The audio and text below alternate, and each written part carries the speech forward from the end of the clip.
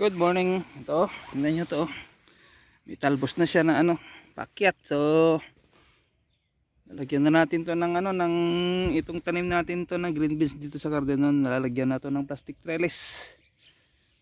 Ayan, may mga talbos na na pakyat. Ito naman yung ating beans. Ayan, ito na siya.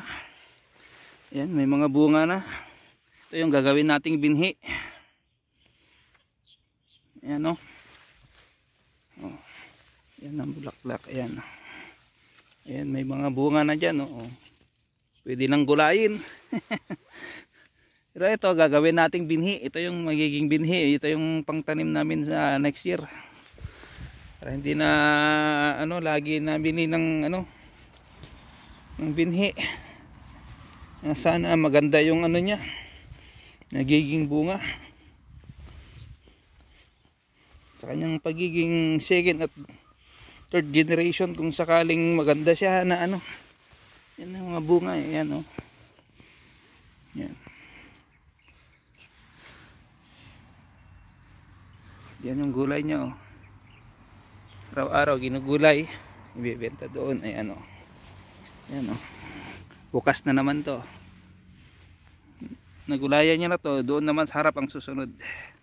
Hala, patubig tayo, papatubigan ko ulit to kasi inayos ko lang yun. Inayos ko lang to, di ko na naipakita sa inyo kasi natanggal kasi nyo. Ayan yung tubig. Bakit sabi ko walang tubig na lalabas? Yung pala ito natanggal kanina to. So naidikit ko na siya. Try natin kung pwede na, kasi in 3 minutes pwede na yung gamitin. Kasi tuyo na yung pagkadikit. So yung susunod na harvest niya, ayan, gugulayin niya hanggang doon. So patubig lang ako saglit, open ko lang doon sa may switch. Ayan yan siya, labas na yung mga so ready na siyang, pwede na siyang malagyan at pwede na siyang umakyat. Tara, tignan natin ulit. Ito yung kamatis, di ko pa nalilinis dito sa harap. Kasi nga medyo yung green beans natin peak yung harvest.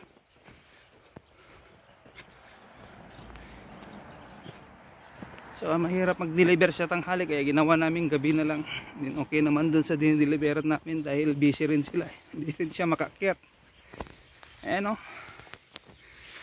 yun yung pinapatubigan natin. Yun.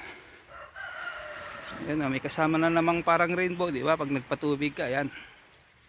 Ayan, pag may nakikita kang rainbow, yan yung tamang-tama na spread ng tubig. Hindi siya kulang, hindi siya sobra. Ayan yung tamang-tama. May nakikita kang parang rainbow dyan. So ito yung next assignment natin, lilinisin. Kaya lang nagtitinda pa sila misis dyan sa may flower farm. Ingay mo.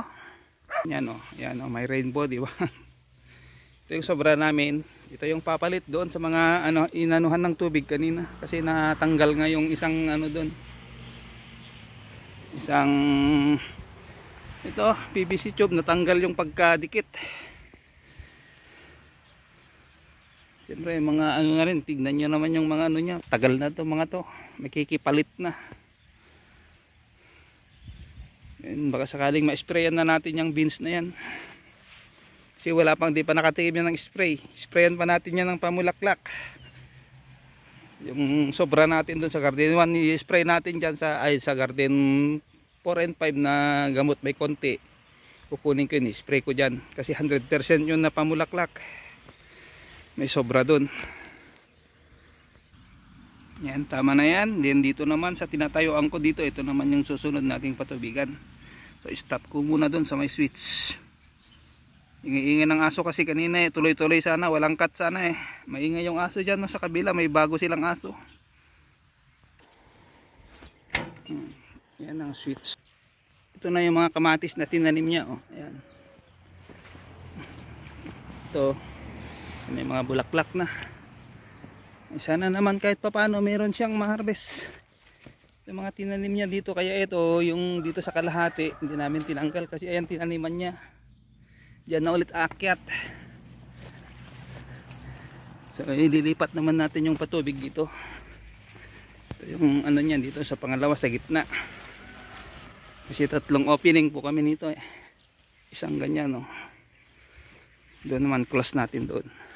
Ito sa garden 1 na to, prepare kasi namin to by next year ng kamatis ulit. Kamatis ulit ang tatanim natin dito next year.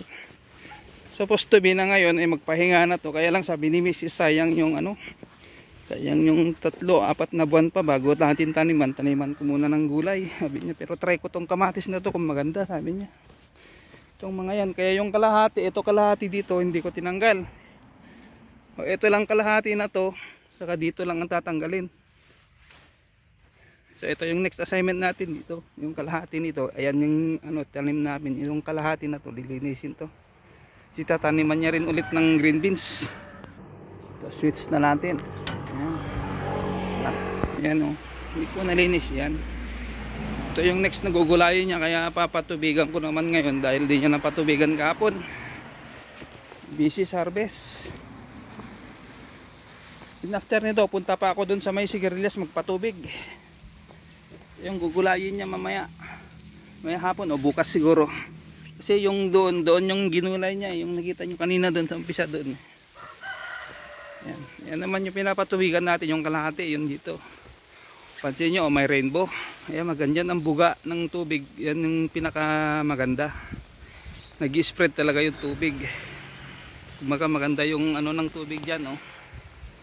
Hindi siya maina, hindi rin masyadong malakas para bumigay itong mga ano, water tube na ginagamit. Itong PVC. Yung tama lang. Yan. Di ba? Yung gugulayin bukas oh, ganda oh.